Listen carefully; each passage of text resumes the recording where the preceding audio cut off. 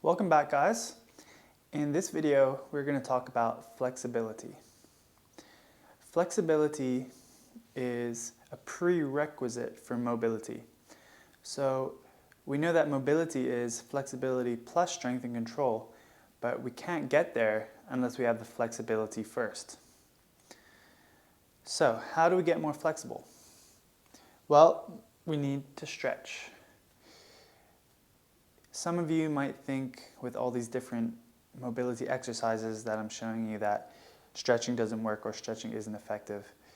That's definitely not the case. Stretching is really important and it's the main way that we get more flexible.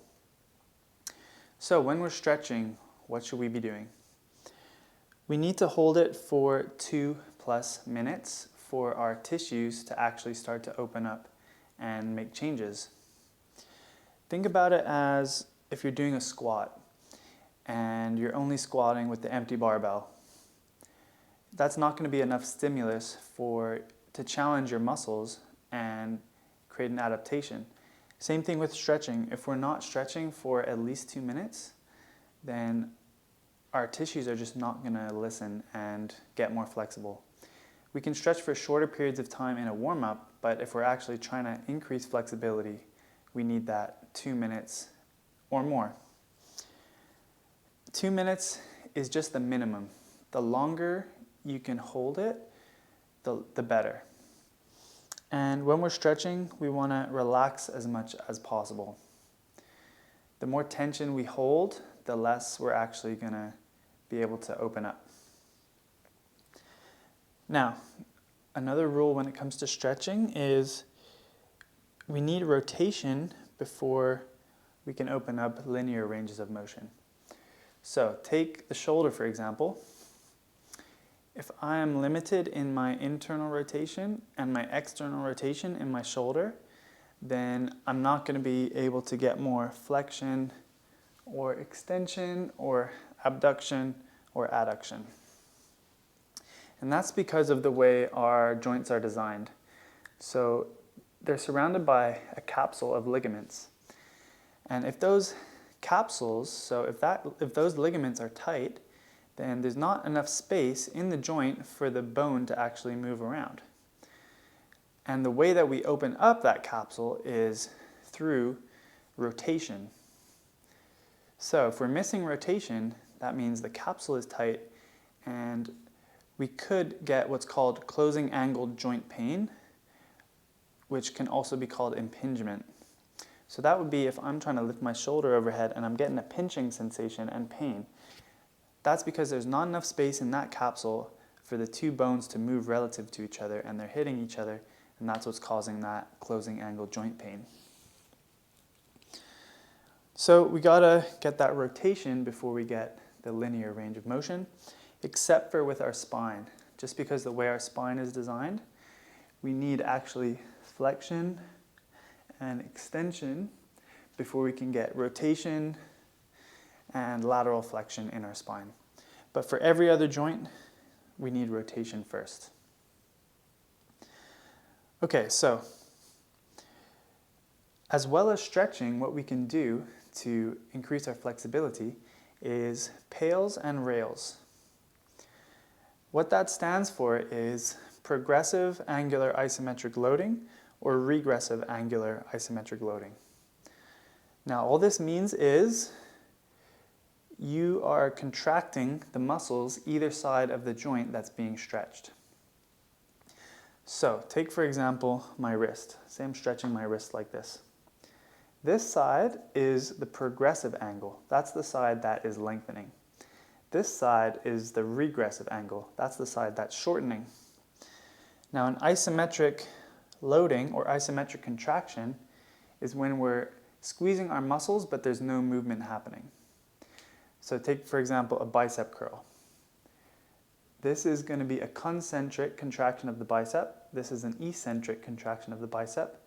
And if I'm just holding it still, this is an isometric contraction of the bicep. So PAILs and RAILs, they're isometric contractions. So you're contracting the muscles but there isn't actually movement. And the progressive is contracting what's stretching, regressive contracting what is shortening. So once we've done our stretches for at least 2 minutes, we are going to do our PAILs and RAILs. One thing that's important is make sure the PAILs and RAILs isn't painful. When we feel pain, our body wants to protect itself, so it's going to stop us from going into that range. So if you feel pain, don't push through it. It should feel like a deep stretch, but not painful. When we are doing our PAILs and RAILs, we want to actually do the opposite of when we were stretching. So here we're trying to relax everything. For PAILs and RAILs, we're trying to squeeze everything, and that's called irradiation. So if I'm trying to close this, if I only try and use my forearm muscles, I'm not going to be able to create much force.